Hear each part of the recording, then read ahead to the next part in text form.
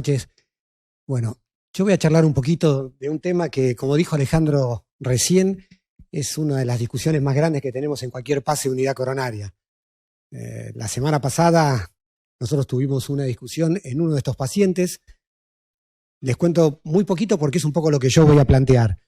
Era una paciente de 85 años que vino con un infarto ínfero-posterolateral, tenía una derecha que estaba colgando y tenía como hallazgo una descendente anterior con una lesión muy severa entre el tercio proximal y el tercio medio. Por supuesto, llegó con alrededor de 5 horas de ventana, fuimos directamente a angioplastiar la arteria culpable, salió muy bien la señora y en recorrida de sala a las 48 horas la pregunta era si teníamos que tratarle también la otra arteria.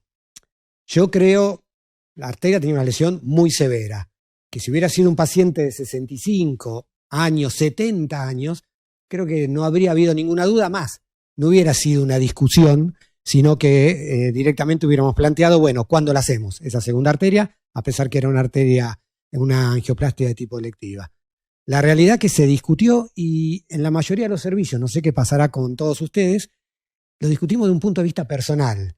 El que tomaba la decisión era el médico que se había hecho cargo del paciente y trataba de fundamentar por qué lo íbamos a angioplastiar de acuerdo a su leal saber y entender.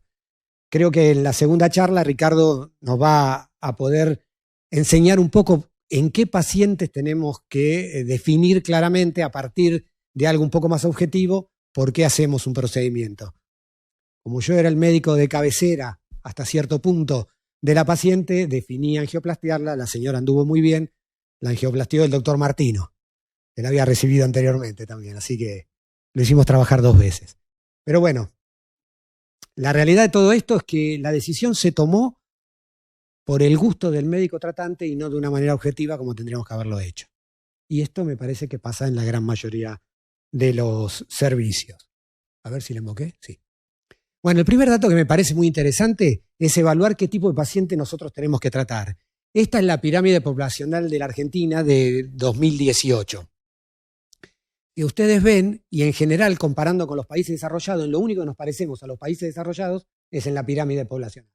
Es bastante similar. Yo estuve comparando varias, porque los datos que tengo son fundamentalmente de Estados Unidos, y a pesar de compararlas, son muy similares. Y el primer dato importante es que la población que genera tanta controversia está representada por no más allá de un 4.8%, si tomamos fundamentalmente a los pacientes mayores de 75 años. ¿Por qué tomar esa población? Porque, a mi modo de ver, pacientes que tengan 65 años, si bien es la tercera edad, no los podemos tomar como gerontes en este momento, porque engruesan una gran proporción de los pacientes tratados habitualmente y porque están casi en una edad activa desde el punto de vista laboral, social e intelectual. Si tomamos desde los 65 años, ya la proporción de pacientes es alrededor de un 10%. Es decir, que la cantidad de pacientes que involucran este grupo en especial es una proporción bastante pequeña, tomando fundamentalmente los 2 primeros grupos, 5%. El problema es que si bien el número absoluto nos llama la atención, sí lo que llama la atención es la prevalencia de enfermedad coronaria. Y la prevalencia de enfermedad cardiovascular, coronaria y demás está en los hombres alrededor del 84% y en las mujeres alrededor del 86%. O sea que enfermedad activa es realmente muy prevalente.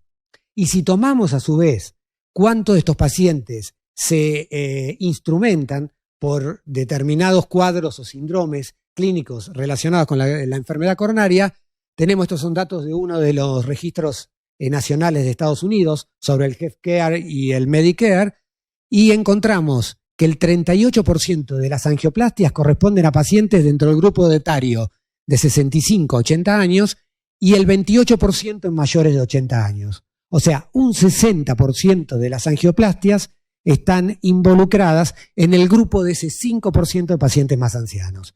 Número absoluto no importante, pero sí una población realmente muy enferma. Bueno, acá no se nota muy bien. Es un gráfico que se publicó hace muy poquito en el JACC sobre la enfermedad cardiovascular en los ancianos. Y lo interesante de todo esto es que en los ancianos convergen 2 tipos de patología. Las adquiridas, las fenotípicas, es decir, todos aquellos factores de riesgo que en los cuales los ancianos son muy ricos: hipertensión, diabetes, insuficiencia renal crónica, trastornos hemorragíparos, disfunción renal, y por otro lado, la enfermedad del anciano. El anciano tiene alteraciones propias de la edad, y esto tiene mucho que ver en alteraciones a nivel de un estado inflamatorio exacerbado, de disfunción endotelial en forma importante, de alteraciones a nivel vascular, expresiones genómicas, epigenéticas, es decir, la interrelación que hay entre el fenotipo y el código genético sin que esto involucre transformaciones a nivel del ADN. Todo lleva a que entre ambas vertientes, el paciente mayor de 75 años tenga una enfermedad coronaria realmente muy, muy rica. ¿Cuál es la prevalencia de enfermedad coronaria de ancianos? Datos del Framingham y el Cardiovascular Health Study. Va aumentando a lo largo de la vida. Fíjense que partiendo en el Framingham de los 45 a 54 años, donde la prevalencia es un 39%, pasamos, 3.9%, perdón, pasamos a un 31% en los mayores de 95, y para hacerlo un poco más cercano a nuestra realidad, a un 31% en los pacientes de 85 a 94 años. Lo mismo ocurre en los pacientes del Cardiovascular Health Study, donde vemos que se estaciona entre los pacientes de 85 años o mayores de 90 en alrededor de un 35 a un 36%. Estos son datos del registro ARIC, que ya es mucho más cercano a nuestra época, e involucra pacientes entre el año 2005 y 2013, y donde vemos fundamentalmente que, independientemente de la raza, es más prevalente en la raza negra, esto es un registro norteamericano, que en la raza blanca. Se ve claramente que la prevalencia de enfermedad coronaria es mucho más marcada, en tanto en las mujeres como en los hombres, por encima de los 75 años. El registro NANES nos muestra aproximadamente lo mismo. Este es extractado de la revista Circulation, Benjamin lo escribió, sobre el año 2019, es estadística hasta el año 2018, donde vemos exactamente lo mismo: la prevalencia muy aumentada de enfermedad coronaria, la prevalencia de infarto como el síndrome más importante emergente de esta enfermedad coronaria, y la prevalencia de estados anginosos en los mismos grupos. En todos vemos lo mismo: a medida que aumenta la edad, aumenta la enfermedad coronaria y aumentan las complicaciones de la misma. Pero ¿qué pasa? El primer problema que tenemos con nuestros pacientes de edades avanzadas es que están poco representadas en la gran mayoría de los registros. Hay un sesgo general, que esto ocurre tanto en los trials de intervención como en los registros, que no incluimos pacientes de edades avanzadas. Si ustedes se trasladan a los trials de intervención, la edad media de cualquier trial no supera los 65 años, tanto en insuficiencia cardíaca como en enfermedad coronaria. Y el resto de los pacientes, que es el grupo de pacientes más ricos en cuanto a su patología, en cuanto al pronóstico, en cuanto al número de intervenciones, no están representados. Acá les muestro varios registros. Miren qué bueno está esto. Y miren lo que es el porcentaje de pacientes ancianos. Solamente en el Crusade, que es una población muy especial, donde se incluyó pacientes mayores de 65 en alrededor del 60%, en el resto, y se repite en todos los estudios que hemos visto hasta ahora, la representatividad de los pacientes mayores de 75 años no llega al 15 o el 20%. O sea, que con esto también tenemos otro problema, que es que nosotros extractamos datos de un registro, de un trial de intervención, donde la mayoría de los pacientes no son gerontes o están cercanos a serlo, y lo trasladamos, esa evidencia, al paciente geronte. Por lo tanto, y pensando en la enfermedad de por sí que involucra a la ancianidad, tenemos una población que no la conocemos bien realmente. Acá tienen la mortalidad en los mismos registros. Estos son 4 registros del año 2005, 2006 y 2007, y vemos que exactamente lo mismo. En cualquiera de ellos, la prevalencia de enfermedad va aumentando claramente a lo largo del tiempo. Y este es un dato que es fundamental. La mortalidad aumenta del 70 al 75% cada 10 años por encima de los 65 años. O sea que, además de por sí solamente la edad ya es un marcador de riesgo de estos pacientes, y bueno, y estamos tratando entonces una población de muy alta mortalidad, con elevada prevalencia en la enfermedad coronaria y con pocos datos. Por lo tanto, volvemos a lo mismo que pasó en la recorrida. se hace cargo aquel que tiene al paciente o que quiere seguir al paciente. Otro dato muy importante a tener en cuenta es el impacto económico. Si bien en números absolutos, como les dije hasta ahora, la población geronte no es una población significativa, 5% aproximadamente de la población general, los gastos en medicina, por ser los pacientes más enfermos, con mayor estadía hospitalaria, con mayor gasto de distintos tipos de medicamentos, hace de que crezcan momento a momento. Fíjense que la población que más involucra gastos es la población entre los 65 y los 79 años. Es esta. La población mayor de 80 también es la que genera un gasto mayor a lo largo del tiempo. Y fíjense lo que va a ser, lo que está planeado para el año 2035, el crecimiento es realmente impresionante.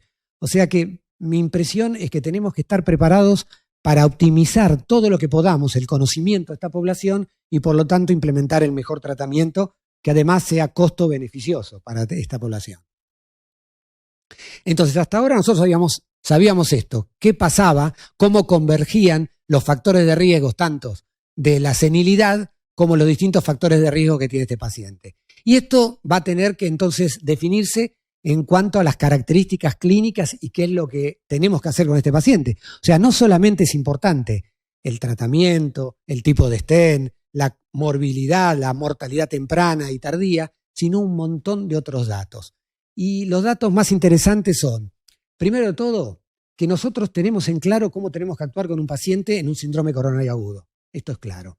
No vamos a plantearnos en un paciente con un infarto si tiene mayor o menor edad, sin ninguna duda. Evaluaremos si cognitivamente es un paciente adecuado, si tienen una comorbilidad importante, pero en ese grupo de pacientes el tratamiento está bastante estandarizado. No es lo mismo en el coronario estable, donde ya entran otra serie de datos a tomar en cuenta. La severidad de la enfermedad coronaria. En general, en los pacientes añosos hay una enfermedad coronaria mucho peor, con más calcificaciones, más tortuosidades. Todos ustedes, la mayoría, si son hemodinamistas, le hacen un poquitito el ole a algunos pacientes porque realmente no lo pueden tratar, y ahí es cuando llamamos por teléfono al cirujano. O de repente estos pacientes tienen enfermedad de múltiples vasos o tienen enfermedad del tronco coronario izquierda, con lo cual estamos ya estableciendo un sesgo en cuanto al tratamiento. El peor paciente va a cirugía y el paciente más, digamos, con una anatomía más adecuada va a angioplastia. Y esto lo tenemos reflejado en los registros, donde de repente, como les voy a mostrar más adelante, la mortalidad de la cirugía es menor que la mortalidad de la angioplastia. Otro dato importante son los síntomas. Los pacientes concurren tarde a la consulta. Primero porque la disnea, que puede ser un equivalente anginoso, la tienen por ser pulmonares crónicos, o porque son obesos, o porque son sedentarios, o porque la familia no termina de entender lo que quiere manifestar el paciente, pero la realidad que la característica clínica del paciente añoso es una presentación totalmente atípica. Las comorbilidades claramente son un determinante, tanto del momento de presentación del paciente como de la evolución posterior.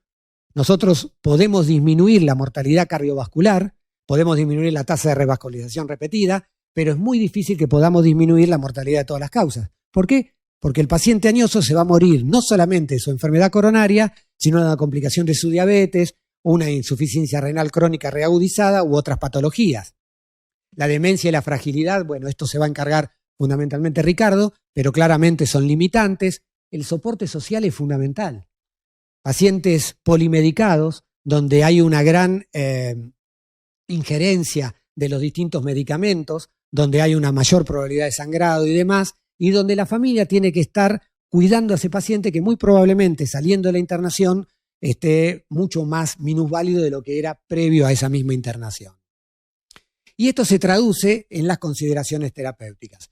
En cuanto al tratamiento, la adherencia al tratamiento es fundamental. El paciente añoso autoválido que termina en un procedimiento importante o en un infarto pierde en parte su capacidad de manejarse por sí mismo, cae la adherencia de la medicación en general, por ejemplo, la adherencia a los antiplaquetarios, con lo cual puede haber problemas muy serios en este caso. Hay alteraciones a nivel de la farmacocinética, la bioavailabilidad de los distintos fármacos, y hay interacciones medicamentosas muy importantes que la gran mayoría del tiempo no las tomamos en cuenta. ¿Por qué? Porque el paciente toma 15 medicamentos y nosotros queremos ver los 4 que le prescribimos. El resto de los medicamentos tienen grandes interacciones, grandes problemas y sin embargo no los tenemos en cuenta. Cuando tenemos que hablar sobre la angioplastia más el tratamiento médico, pasa exactamente lo mismo. Las complicaciones del procedimiento, las complicaciones vasculares, el sangrado, tanto durante el procedimiento como posterior al mismo, el aumento de la mortalidad en este grupo de pacientes versus los pacientes más jóvenes y la insuficiencia renal o la nefropatía por contraste, que es uno de los más prevalentes como complicación. Y por último, en la cirugía vamos a tener cuadros similares. O sea, que el paciente empezó acá, ya tuvimos problemas en interpretar en muchos casos qué tipo de paciente teníamos, cuál era el síndrome clínico que presentaban. Después tenemos un montón de consideraciones intermedias en las cuales para poder nosotros llegar a un tratamiento adecuado, y cuando llegamos al tratamiento adecuado también tenemos un montón de problemas. Este es un dato que a mí me llamó bastante la atención. Esta es la base de datos de la Duke sobre 763 pacientes mayores de 75 años con enfermedad de múltiples vasos, con un seguimiento de 6.3 años. Y lo llamativo es esto. Fíjense que en el año 2003 teníamos alrededor de un 40% de intervenciones y en el año 2013 teníamos alrededor de un 40% de intervenciones. Exactamente lo mismo, con picos en algunos periodos, pero como que de repente hemos de a poquitito estado retaseando o disminuyendo el número de intervenciones en este grupo etario fundamentalmente. El otro dato muy interesante del mismo grupo, que los pacientes con cirugía de revascularización miocárdica son los que tenían mejor pronóstico. Es la línea esta, la línea azul, en tanto en muerte, infarto o revascularización, como en muerte por todas las causas, en los dos casos. Que los stent metálicos, que supongo que casi no se usan actualmente, llevaban la parte del león, o sea, los que más riesgo tenían en general y los más asociados a mortalidad, que los stent con drogas con respecto a la cirugía, es algo llamativo, pero es una base de datos importante, de un lugar de referencia, tenían más riesgo en términos del endpoint combinado, el endpoint primario de muerte de todas las causas, con respecto a la cirugía, y que la cirugía era la que menor riesgo tenía. Acá tienen distintos procedimientos, estos son datos de la Circulation de hace muy poquito, estos son todos los últimos procedimientos hechos en Estados Unidos, en las estadísticas que presenta la Circulation cada 1 o 2 años, y lo que les quería mostrar es esto. Fíjense, el número de procedimientos es bastante similar en los pacientes de 45 a 64 años como en los pacientes de 64 a 84 años. No hay grandes diferencias, realmente, en cualquier tipo de procedimiento. Mientras que los mayores de 85 años, el número de procedimientos cae abruptamente.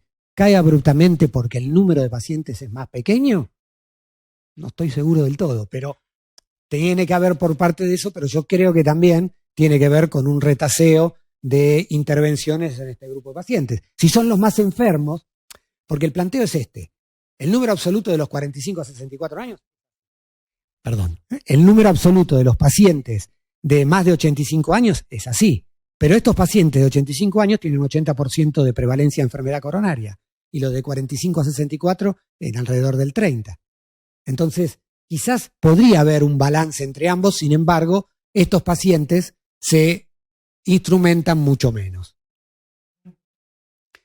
Estos son datos del registro de otra base de datos norteamericana del Instituto de Salud de Estados Unidos en nonagenarios. Y en lo que vemos que del año 2003, acá está, del año 2003 al 2013-14 se incrementó el número de angioplastias del 0.6% al 1.4%, con una significación estadística muy importante.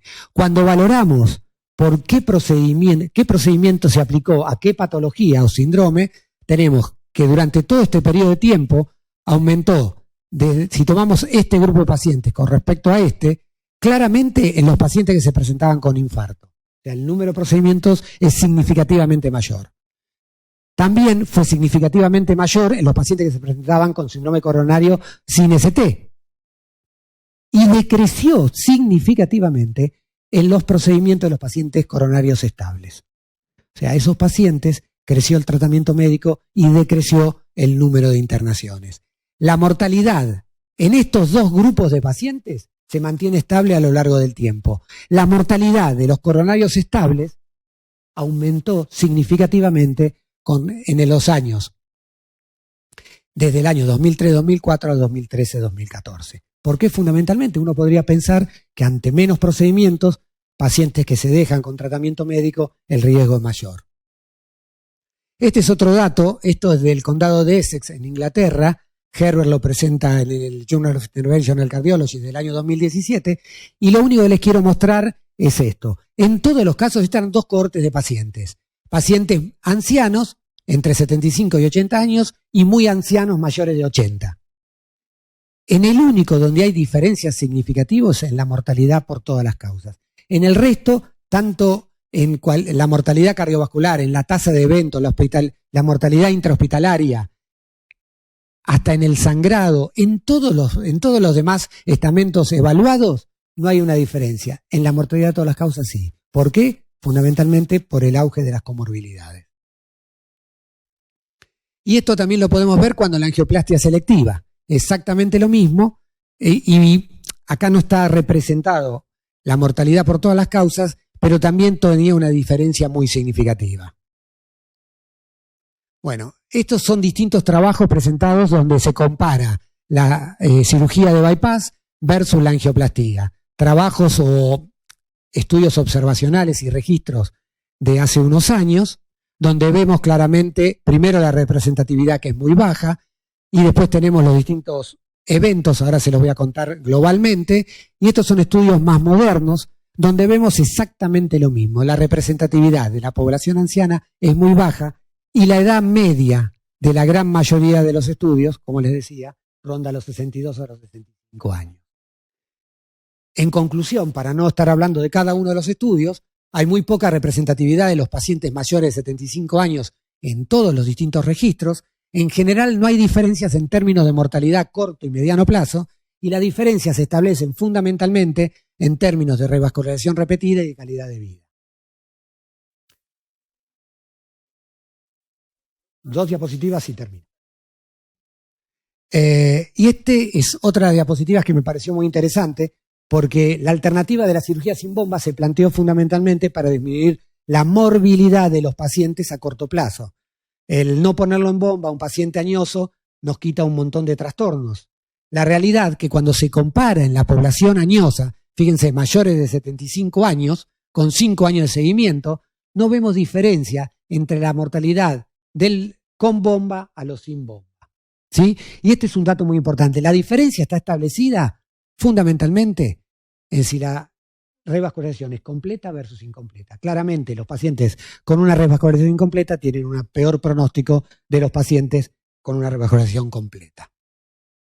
En el tratamiento médico, estos son distintos trabajos presentados, todos trabajos observacionales. Vemos que hay una mejoría del control de los síntomas con la angioplastía, que hay una menor tasa de MACE en el grupo revascularización, y hay una tendencia, pero no es muy marcada, a una menor mortalidad a largo plazo en el grupo revascularización. Como para dar pie un poquito a Ricardo después, la limitante clara y la que marca pronóstico es la fragilidad del paciente. Evaluar bien cómo está este paciente y qué tipo de procedimiento va a afrontar es lo que nos va a definir cómo tenemos que tratarlo y va a mejorar el pronóstico. En conclusión, los pacientes gerontes son generalmente subtratados y subrepresentados en estudios clínicos, independiente de su forma de presentación. Tienen una alta tasa de comorbilidades que dificulta mucho su diagnóstico, el tipo de revascularización y el manejo terapéutico posterior. Los pacientes son más frecuentes referidos a ATC que cirugía, con criterios no siempre estrictamente médicos. Presentan una alta tasa de complicaciones durante y posterior a cualquier tipo de revascularización, y la edad no es un limitante claro. Sí la presencia de fragilidad, que debería ser siempre tomada en cuenta en la toma de decisiones. Bueno, muchas gracias. 2 cositas. La primera, que me dijo que hablaba 5 minutos. Fueron. La segunda, que tengo que enseñar. Yo no enseño, y decía Borges, yo no sé si van a aprender, pero que los voy a confundir seguro, y este es el objetivo. Pero empezando, pues yo no creo en ningún score, en ninguno. En ninguno. Ni en endocarditis, ni en enfermedad aguda, coronaria, no creo en ninguno. ¿Por qué? Porque es muy difícil poner un número a una situación clínica individual y personal y sirve solamente para comparar datos de un centro, de otro, de un grupo a otro grupo.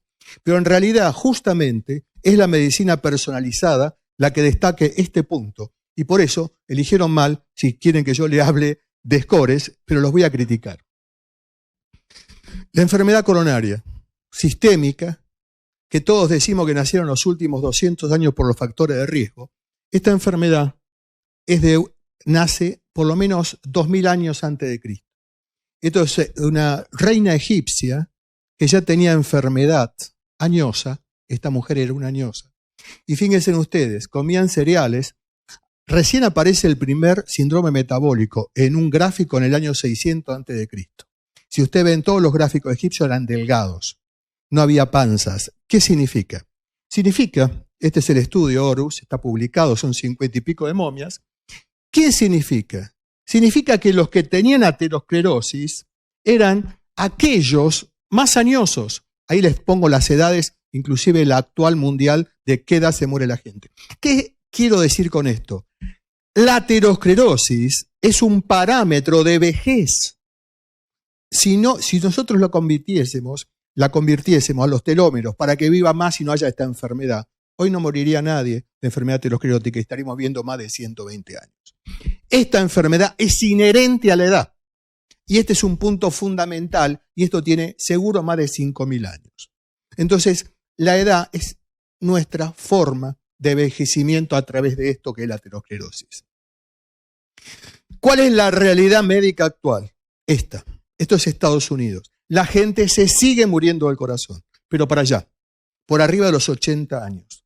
No en los países del tercer mundo, en vías de desarrollo, que la edad de los infartos es a los 59 años. Pero globalmente es esto lo que estamos haciendo con los tratamientos actuales, pasando la mortalidad a otro grupo fundamentalmente octogenarios. Y esta diapositiva ya la vimos. ¿Pero por qué? Argentina tiene un nivel de envejecimiento avanzado. Junto con Cuba son los que más avanzaron y Uruguay, los más avanzados. Tenemos más gente que vive o pasa los 80 años que de lo que están naciendo. Esta es la curva y es muy parecida a la francesa, que hoy ya se llegó, lo mismo que nacen, lo mismo que se mueren. Y este es un punto. Entonces, este es el problema. Y la gente más vieja, más se sigue muriendo de enfermedades cardiovasculares. Hoy en Argentina se mueren 264 argentinos por día de enfermedades cardiovasculares. Y la concentración está por arriba de los 65 años. Por supuesto, infartados que tienen miocardiopatía, etcétera, etcétera. Esta es la realidad. Esta es la realidad. Y esta realidad nos lleva al punto. Claro que a cuanto más viejo, más fragilidad.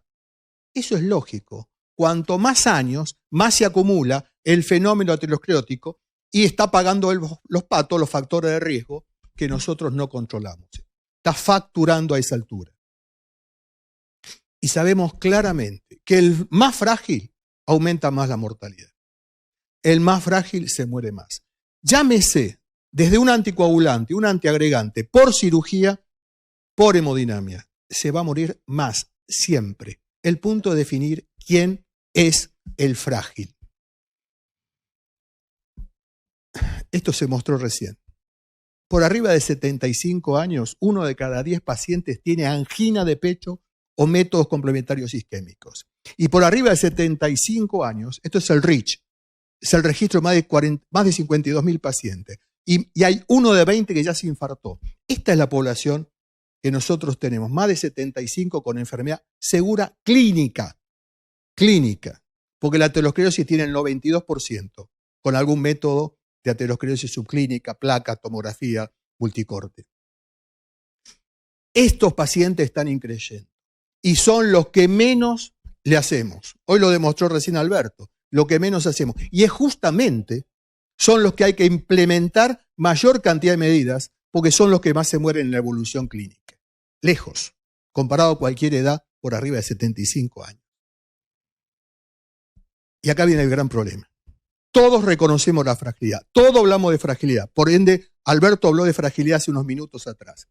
Pero ¿sabe una cosa? ¿Cómo la definimos? ¿Qué es fragilidad? Y ahí viene el tema que ustedes me plantearon, los scores, que de ya le agradezco a los hemodinamistas, a los clínicos de haberme invitado, y realmente es un placer porque hay gente que trabajamos continuamente y la verdad les agradezco que me hayan tenido en cuenta. Yo les muestro esto. Yo les diría, seguro, las dos de 80 años, aquella mujer tiene bien el sistema pulmonar y bien el sistema cardiovascular y bien el sistema pulmonar. Esta mujer no lo sé. Adrede, uno diría, por lo que está haciendo, aquella está mejor que esta. Adrede. Yo les traigo otro caso, esta. ¿Cuál está peor de los dos? Los que están atrás de la pantalla, ya lo sabemos, va a decir este. Si yo les digo que esta mujer que también tiene 80 años, tiene una artrosis invalidante, pero tiene buena función ventricular, buen pulmón, y aquel señor tiene 42 de fracción de eyección, es un EPOC, es diabético y tiene un clínico de creatinina de 38 miligramos de decilitro metro cuadrado. Si ustedes me dicen esta, tienen buena visión como gerontólogos, pero aquel tiene una visión del cardiólogo. Son puntos que depende cómo lo miremos, vamos a tener una opinión absolutamente distinta. Y es así, de cómo valoremos al paciente, tenemos un concepto de fragilidad, que es el término exacto que usa nada más que el gerontólogo, que es ante el estrés, es la incapacidad del organismo de defensa, la resiliencia. El neurólogo lo que va a buscar es la discapacidad, el tema cognitivo, que puede ser muy grave o leve. Y nosotros, cuando hablamos en realidad más que de fragilidad, de comorbilidad. Estos términos, por supuesto, que se imbrican de tal manera que este tema neurológico, clínico cardiovascular y la fragilidad de los gerontólogos, 1 de cada 5 pacientes tiene la mezcla, tiene un poquito de todo. Esta es la realidad. Fragilidad es un término específicamente de gerontología. Y esto es lo que dice. Es esto, la incapacidad de enfrentarse al estrés.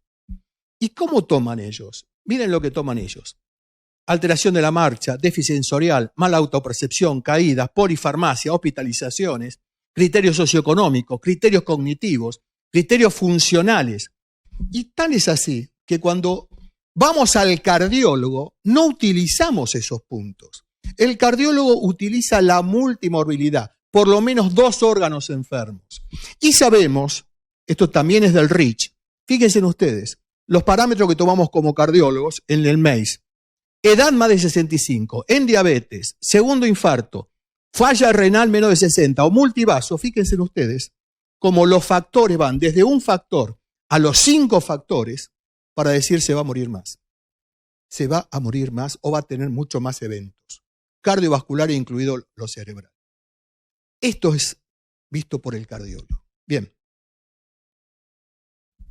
Fíjense en ustedes, volvemos para los gerontólogos. Adelgazamiento, pérdida de peso, debilidad, cansancio, lentitud, baja nivel de actividad física. Y si tiene 3 de estos, es frágil. Esto no es lo que usamos nosotros. Esto es distintivo de otra especialidad. Fíjense en ustedes, en los mismos criterios, mayor de 80 si vive solo, y recién patología crónica invalidante, que son las que nosotros conocemos. Pero ojo, no hace falta para decir que es frágil y que puede tener un concepto de que puede andar mal en un problema cardiovascular. No. Sigamos. Estas son los scores que tanto me preguntaban. Hay muchos más. Si ustedes se fijan los scores, que los hay de 5 factores, de 4, de 5, de 6 o de 5, en la mayoría de los scores hechos de evaluación futura no existen datos para el cardiólogo que hable de este punto. Fíjense, el único puede ser este, y por ahí está la creatinina que no la veo acá. Por eso que los números tienen deficiencias para decir este sí o este no. Lo que es seguro, que la edad no es un factor. La edad no es factor. Esto hay que sacárselo de la cabeza.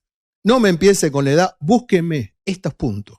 Sí, la fragilidad del punto de vista, cómo tiene la fuerza muscular, es caquéctico. Saben, todo lo de menos de 60 años, lo que le hagan anda mal. cirugía, anticoagulante viejo, nuevo, de los costados, lo que ustedes quieran, anda mal. Dependencia, discapacidad, estado cognitivo y la fisiología y comorbilidades. Es diabético, qué clínica, qué función cardíaca. Por debajo de 40 a cualquier edad es malo lo que le hagan. Y el soporte es fundamental si no tiene continencia, si no tiene una situación de apoyo. Esto también es otro tema. Y por supuesto, el tema económico, que en general son los más vulnerables a nivel social y económico. Señores, para terminar y cumplir los 10 minutos que me dijo Mario, la fragilidad se asocia a riesgo de mortalidad hasta 5 veces. ¿Está relacionado con mayor edad? Sí. ¿Sexo femenino? Sí. Pero esto tiene que ver con la edad, lo del sexo femenino. Mayor carga de enfermedad, sí. Discapacidad neurológica, deterioro grave neurológico y deterioro cognitivo grave. Del paciente anciano es un concepto muy amplio y supera el concepto simple de edad como evaluador del estado de salud. Hay un principio bioético que nos cuesta entender, que es el de la autonomía. La autonomía, hay un biotista español, Diego Gracia, que dice, son 4 los principios, la no maleficencia, la beneficencia, la equidad y la autonomía. Y dice, claro, depende en qué contexto social y en qué contexto educativo o cultural, la autonomía puede tener más valor. Al sajón le interesa que le cuenten todo y leer todo sobre su problema. El latino, en general, cree lo que dice el médico, porque si no cree en el médico, tampoco cree lo que le va a decir. Y esto de la autonomía viene por ese lado. En este punto, esto es una decisión del médico con la familia, con el cardiólogo intervencionista, con el cardiólogo clínico y el paciente. Esta es una decisión en conjunto, porque la autonomía en el viejo es tan importante, y hay estudios que yo no traje, que para el de 80 años lo que significa una cirugía cardíaca y lo que significa la vida es más que para uno de 40. La vida significa lo mismo para cualquiera de los grupos etarios, y en eso hay que tener. Y para terminar, voy a decir algo. Este señor, que se llama Theophilus Philippus Areus von Hohenheim, que dijo, me voy a poner Paracelso, ha escrito muchas cosas, esto del veneno y demás. Paracelso, parecido a Celso. Celso fue un primer médico romano en el siglo I, y que era un filósofo también. Este quiere parecerse a Paracelsus y se conoce internacionalmente. ¿Qué dice Paracelsus? Dice, la medicina no es solo una ciencia, sino que también es un arte, que lo estamos a veces perdiendo por querer poner números. No consiste en indicar píldoras y yeso, bueno, lo que había en aquel momento. Se trata de los mismos procesos de la propia vida, que deben ser entendidos antes de que puedan ser guiados. Hay que entender el problema, compartir el problema, más que querer guiar. Ahora, muchas gracias. ¿Qué tal? Bueno, continuamos con el tema de la tenida del día de la fecha. Les quiero presentar el caso de un hombre de 91 años, activo, en buen estado físico, y los factores de riesgo cardiovasculares que porta es dilipémico e hipertenso. Como antecedentes cardiovasculares, el paciente en 2013 ya tuvo su primera intervención coronaria. En contexto de un infarto se realizó angioplastia a la arteria circunfleja. Un año más tarde, en 2014, en contexto de angina inestable, se realizó angioplastia a la coronaria derecha. En esas 2 oportunidades con estén farmacológicos. Y ya en 2015 se presentó con un cuadro caracterizado por angina asociado a disnea, un electrocardiograma con bradicardia sinusal, con T negativas de B1 a B4 y biomarcadores elevados. El paciente presentaba una buena función renal y buena FAI. Al realizar los scores de fragilidad en este paciente, obtuvimos que en el índice de CATS tuvimos el puntaje más alto de 6, el cual es compatible con un paciente que es altamente independiente de su actividad diaria. Y en la escala de clínica de fragilidad canadiense, obtuvimos la escala de 4, que es un paciente independiente de su actividad diaria, pero limitado en su actividad física. Le recuerdo que practicaba golf de manera trisemanal. Se decidió la estrategia invasiva, observándose la CCG en un principio una gran arteria coronaria derecha con severa calcificación, la cual le daba...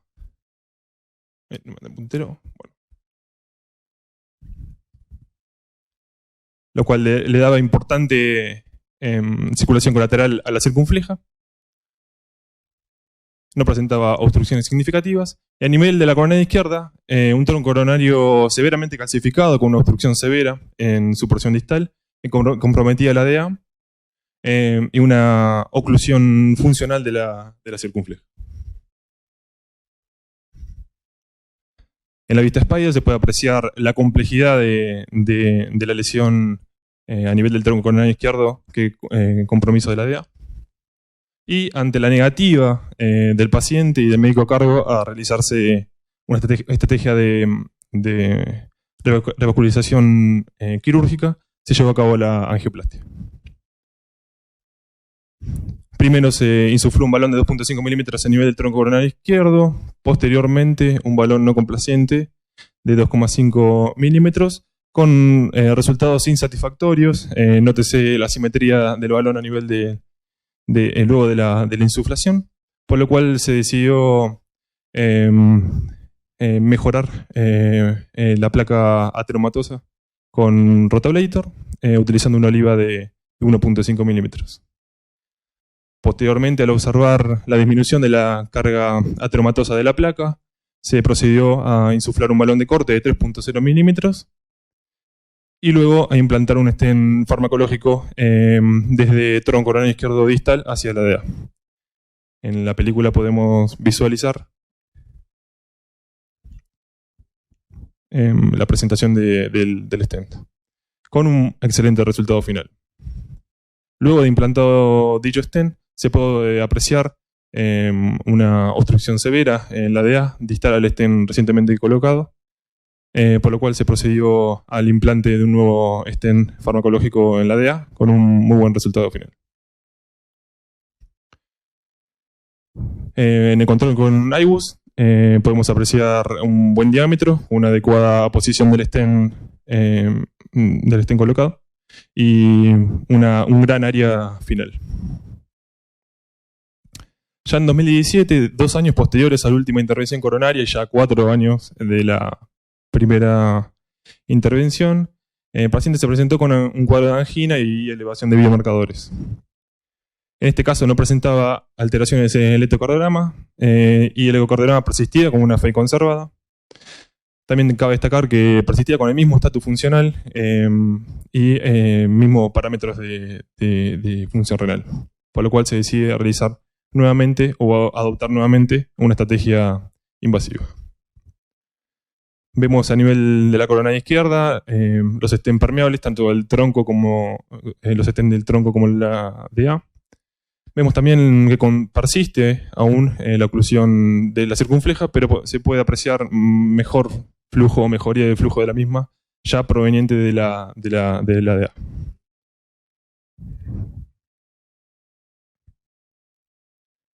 A nivel de la coronaria derecha se puede apreciar 2 nuevas lesiones, una lesión significativa a nivel proximal y otra distal, por lo cual se decide realizar angioplastia con stents farmacológicos a nivel proximal y distal, con 2 stents, obteniendo un muy buen resultado final.